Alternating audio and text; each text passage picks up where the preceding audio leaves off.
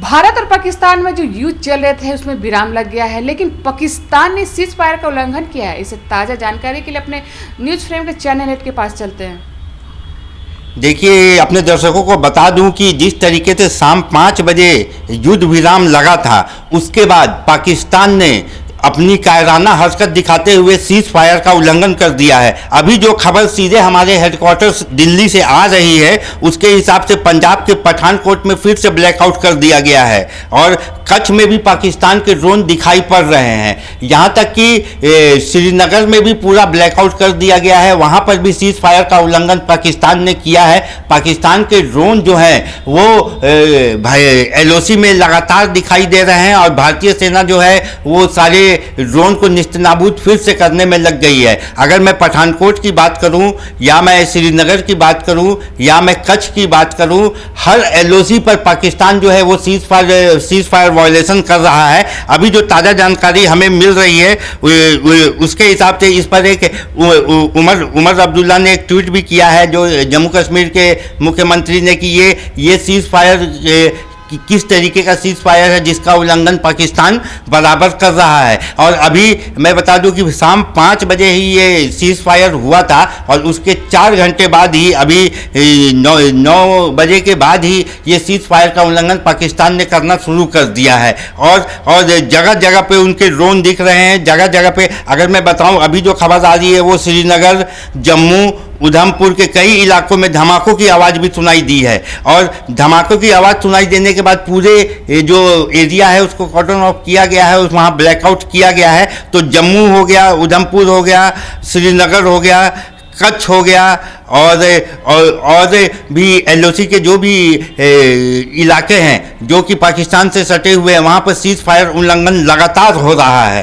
तो ये अगर मैं दर्शकों को बता दूं कि ये जो सीज फायर उल्लंघन है, इसके लिए पाकिस्तान जो है वो शुरू से बदनाम है, क्योंकि ये कोई पहली बार नहीं है कि पाकिस्तान सीज फायर का उल्लंघन कर रहा है। इससे पहले भी कई ऐसे मौके आए हैं जब पाकिस्तान ने भारत के पीठ पे खंजर भोंका है। तो जिस तरीके से जो ऑपरेशन सिंदूर पिछले 4 दिनों से चल रहा था और आज जिस तरीके से खबरें आई कि डोनाल्ड ट्रंप का एक ट्वीट आया, अमेरिका के राष्ट्रपति डोनाल्ड ट्रंप का एक ट्वीट आया, उसमें उन्होंने लिखा कि जो अमेरिका ने मध्यस्थता की है भारत और पाकिस्तान के बीच, और भारत और पाकिस्तान के साथ रात भर बातचीत का दौर चला है। उसके बाद उन्होंने क्लेम किया कि दोनों देश जो है वो सीज फायर के लिए रेडी हो गए हैं।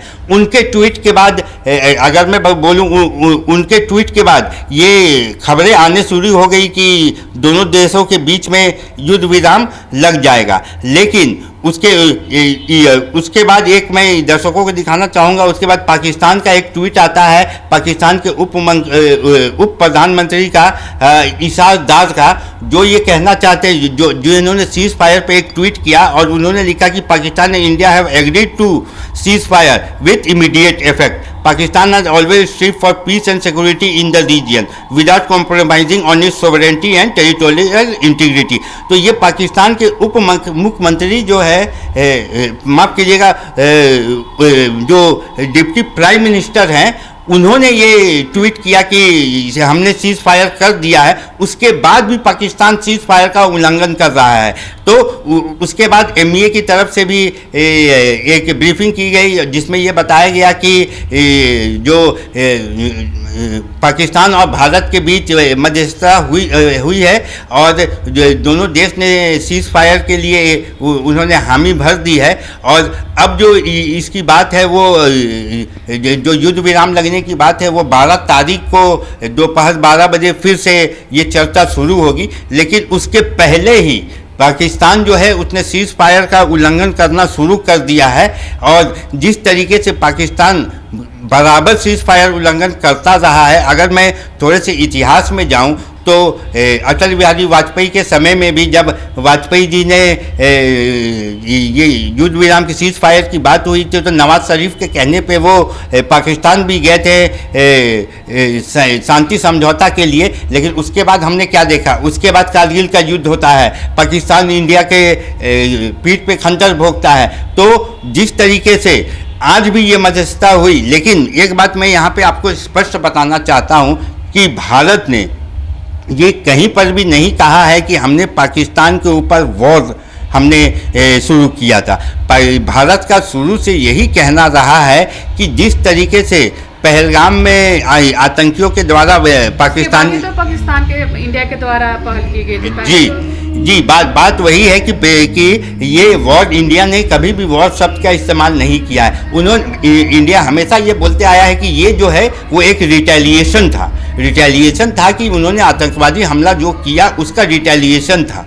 तो और अगर अब सीज फायर का उल्लंघन होता है तब जाके भारत जो है वो एक वॉर डिक्लेयर कर सकता है। लेकिन अब हम जिस तरीके से देख रहे हैं कि पाकिस्तान सीज फायर का उल्लंघन कर रहा है तो अब ये आने वाले समय में थोड़ा देखना होगा कि अब आगे की रणनीति भारत कैसे और क्या बनाता है। लेकिन एक बात यहाँ पर बिल्कुल स्पष्ट है कि पाकिस्तान पे भरोसा अब नहीं किया जा सकता है।